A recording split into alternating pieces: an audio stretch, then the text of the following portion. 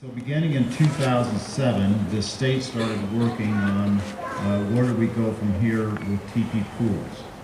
And in 2009, the Legislative Committee, Travel Recreation, they began working on it and had been working on it before.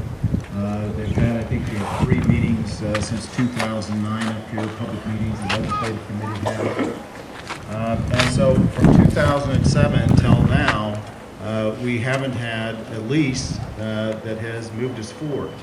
And so at the end of the, when Governor Freudenthal was still in office, he and the legislature and state parks, they commissioned a study to see what needs to be done, if any improvements need to be made. And that was called the Lampert Report.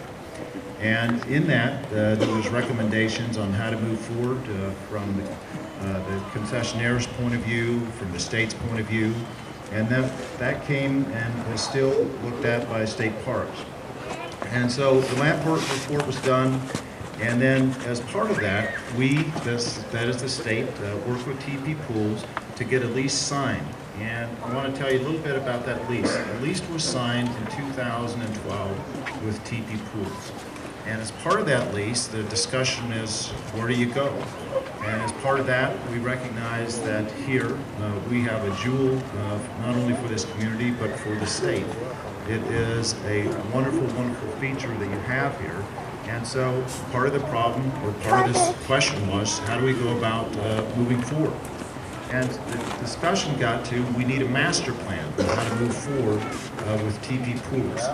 So 2007, there was no lease, and in 2012, the Attorney General for the state of Wyoming, Director Simpson, and the President for TePee Pools entered into state parks and TePee Pools to see if they can come to an agreement and at the same time have greater public participation in what that agreement should be, what it should look like.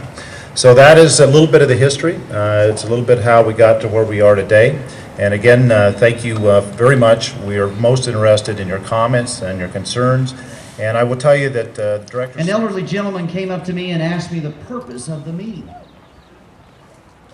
I explained to this man that it is a gathering of the people in Thermopolis and others from around the state who want answers about what is transpiring in the state park.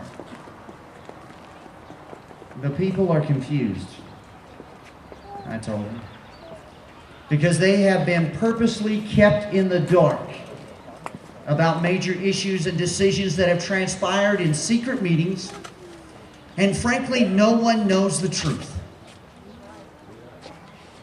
I went on to share how the people are concerned about who exactly have been influencing and making decisions up to this point.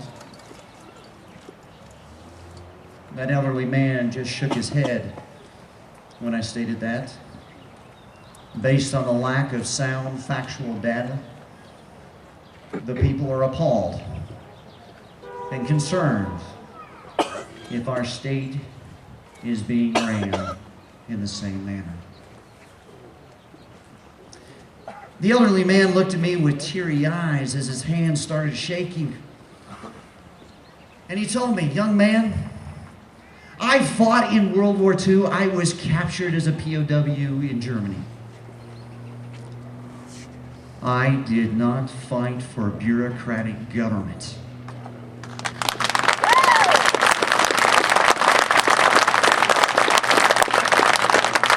I fought for the people of the state of Wyoming and for the people of Thermopolis.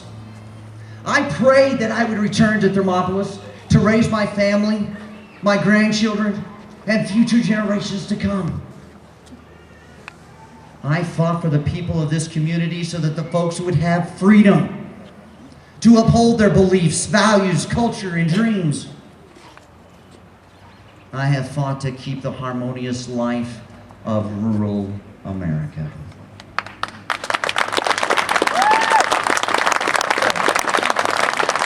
Young man, TePee Pools has hired hundreds and hundreds of our homegrown youth and helped them to learn the value of hard work. I have seen this business care for veterans and people with no means to enjoy the healing waters. After a few moments, This man caught his composure. And he looked me straight in the eye with determination. And he said, "This is my state park and the people of Wyoming." I see that gentleman in the audience today, and thank you for his service to ensure our freedoms of our great nation.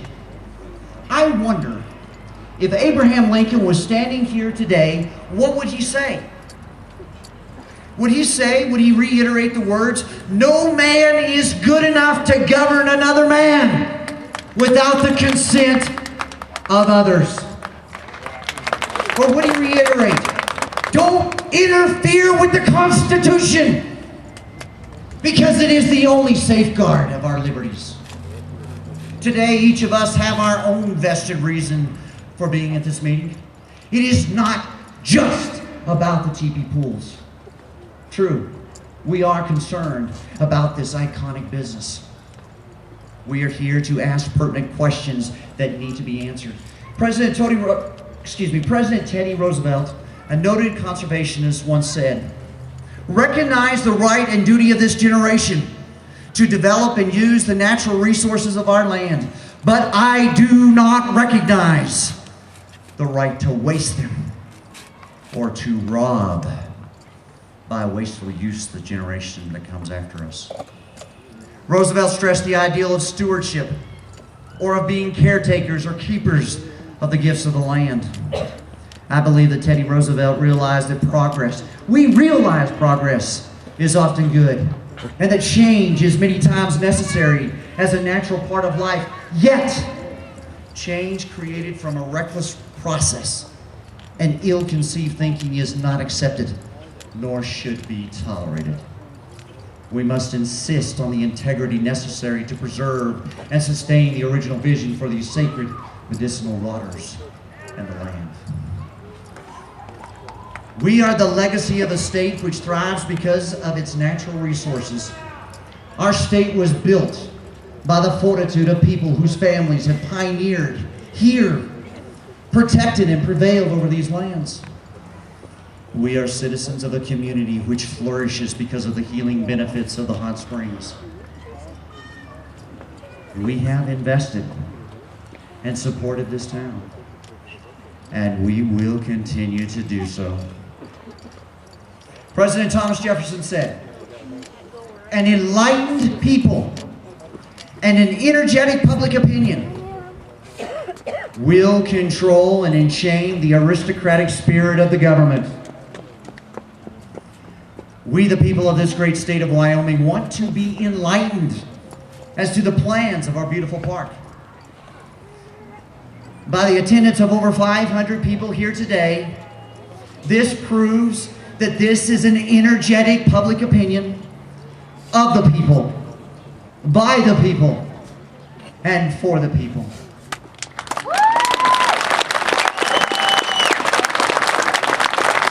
Today we face a new challenge. Paramount to our lives and future generations is our involvement in any adaptation and strategy that impacts the hot springs and state park. Over the coming months and years, our community and state needs to actively engage with those issues and facets of development, as well as our government, that will undoubtedly change the face of this community and wonderful state of Wyoming. We will not settle for speculative information or political appeasement. We want transparency and truth. Going forward, we call for complete and total transparency. No more secret meetings. Full disclosure of these, with all written summaries, documents, plans, votes, etc., is an absolute must for a healthy process. I'm going to embarrass a gentleman in the audience today. Where is Kevin Skates? There he is.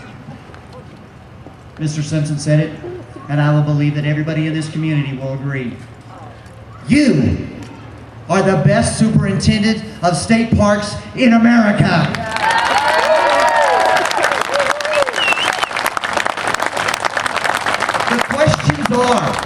Why have you been limited in funds and resources needed to protect and repair our terraces and improving the entrances to our state park?